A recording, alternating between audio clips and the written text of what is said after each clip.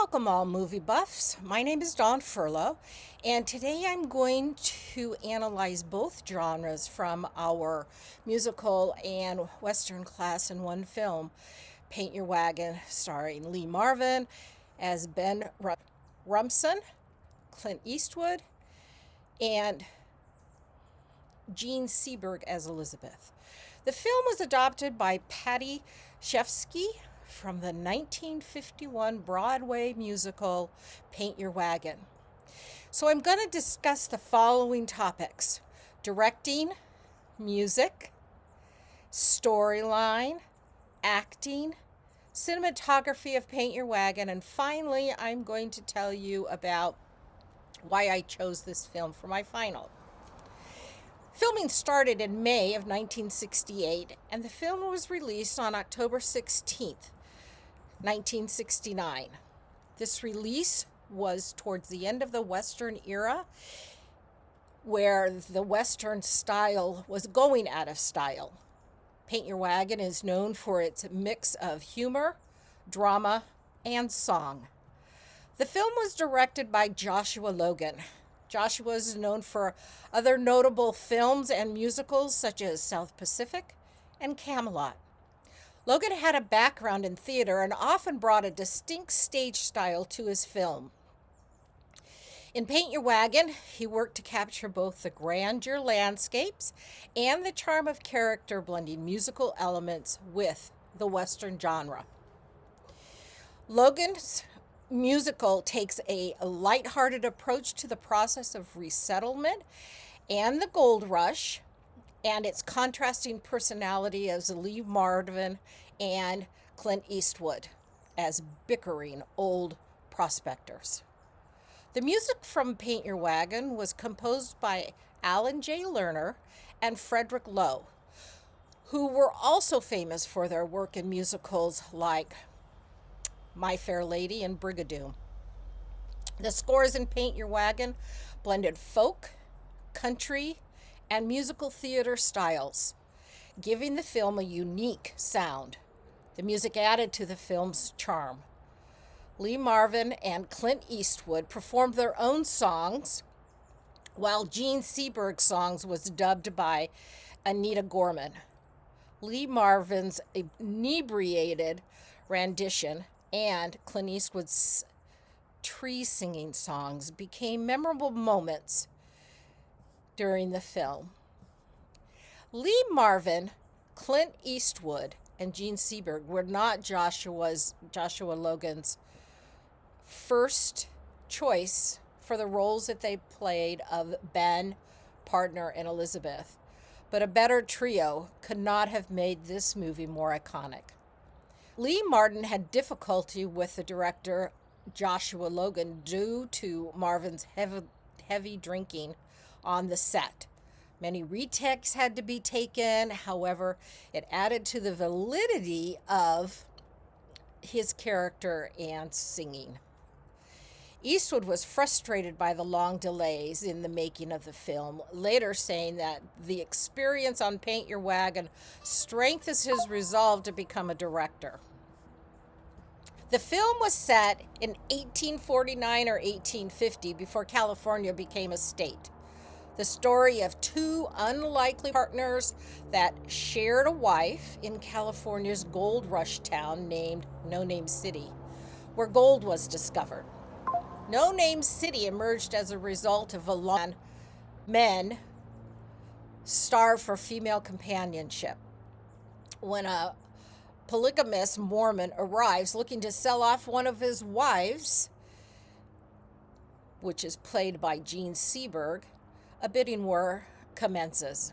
Still drunk, Ben winds up with the highest bid for Elizabeth.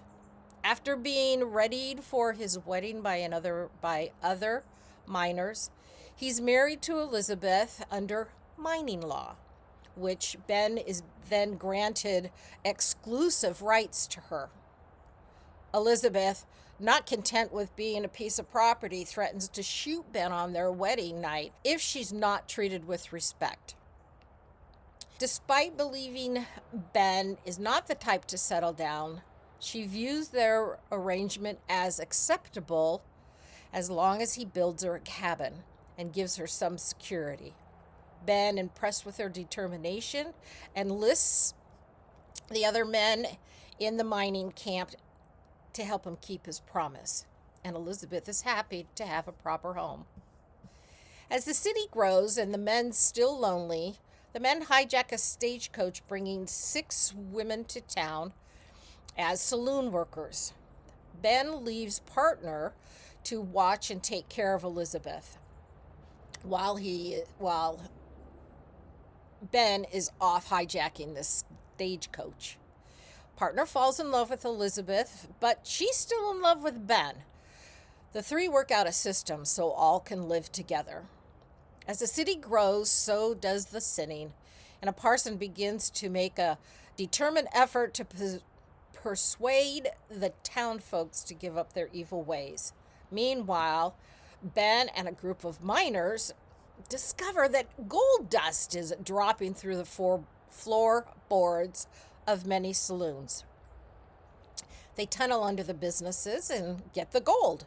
Eventually, the town is destroyed entirely as the tunnels that Ben and partner dug underground. Partner and Elizabeth decide to stay and rebuild while Ben moves on. Paint Your Wagon is known for its stunning cinematography and really captures the vast landscapes of the American West. The films showcase an expansive vistas as well as beautiful sunsets in the Sierra Nevada mountains. The cinematographer William H. Daniels used Technicolor to bring out the colors and create a really immersive atmosphere. Overall, the cinematography emphasizes the grandeur of nature and the adventurous spirit of the story.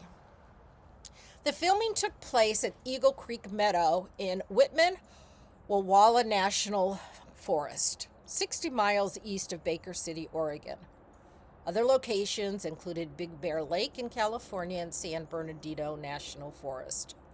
The interior shots were filmed at Paramount Studios. The film's initial budget was $10 million, but eventually it doubled to $20 million. A daily expense of $80,000 was incurred to transport cast and crew to the filming location, as the closest hotel was nearly 60 miles away. The cast and crew stayed at the Baker Hotel, the tallest building east of the Oregon Cascades. The elaborate camp used for the film cost $2.4 million to build. A rainstorm destroyed the road connecting the set to Baker City, and Paramount had to pay $10,000 per mile to rebuild the road.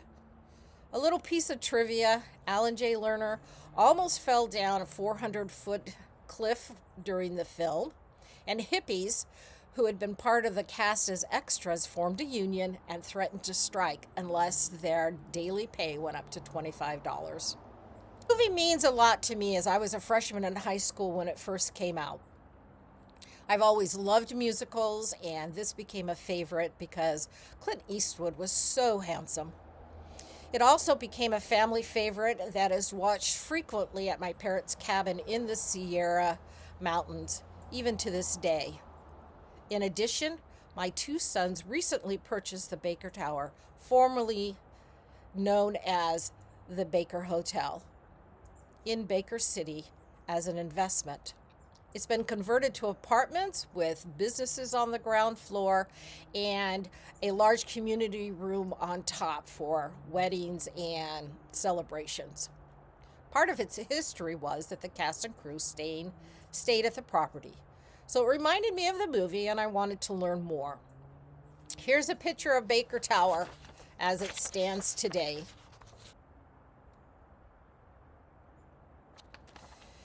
Thank you for your time and watching my video.